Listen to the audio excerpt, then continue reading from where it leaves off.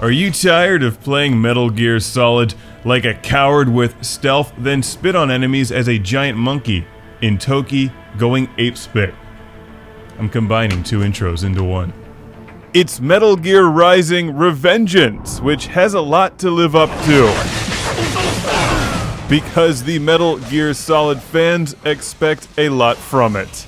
Yet it's not really the same kind of game. Metal Gear Rising rises to the button-mashing occasion like never before. And it's tons of fun because of it. I never know what to expect from these popular series spin-offs, because they could either be really bad or, at best, just slightly disappointing. But Metal Gear Rising manages to deliver solid, fast-paced action gameplay without being terribly cliched or generic in the process, something that's actually quite difficult.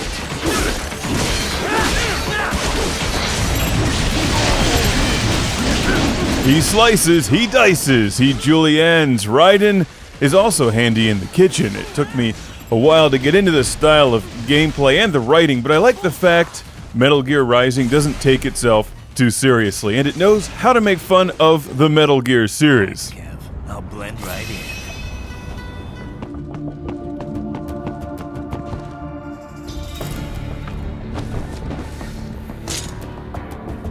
Yes, Tovarich. And that keeps it likable the whole time, as you're playing Cyborg Ninja Raiden, who eventually turns into a mariachi. Yes, it's quirky, it's kind of cheesy, and that's exactly what this kind of game needs. While you'll play through scenes where you hide in a cardboard box and walk around, they're clearly inserted for laughs rather than actual stealth. You'll spend most of your time attacking enemies head-on and trying to rip their spines out after cutting them in half. The more enemies you cut down well means more battle points to upgrade Raiden and his arsenal of cyborg weaponry.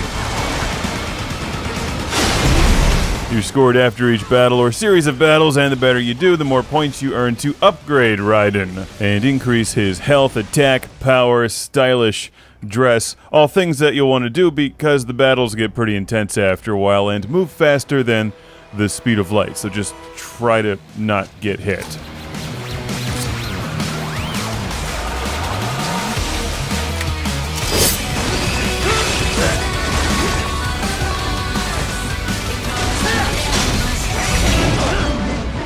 The storyline comes straight out of one of the old Ghost in the Shell comic books, where a bunch of kids are being kidnapped and turned into cyborg warriors or something. Of course, there's government, conspiracy, and private military contractors, and you have high heels. Because Raiden has a thing with his height, I guess. The fact is, I really like the game. From Kojima Productions, Konami, and Platinum Games, all involved have managed to do an excellent job making Metal Gear Rising interesting, because so many games like this can just be boring and repetitive these days.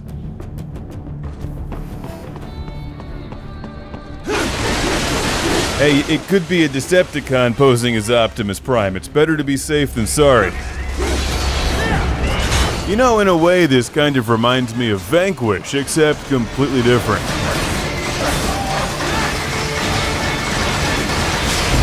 Platinum Games rarely, if ever, disappoints. And obviously, Kojima knows how to do a good job. I'm one of the few people on Earth that like Zone of the Enders better than Metal Gear Solid. And I think this one feels a bit more like Zone of the Enders. If you're looking for 5-hour cutscenes, play Metal Gear Solid, not Metal Gear Rising. This has cutscenes, but they don't seem quite as full of themselves. This is not a terribly long game, but there's a lot of stuff to find and unlock. There's VR missions that you can play and try to earn extra battle points.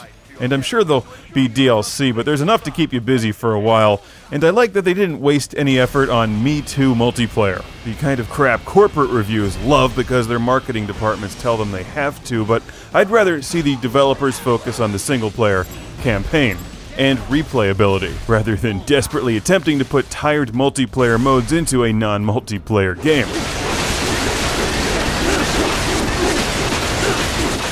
It's like Chun-Li machine gun kicking a car with a sword.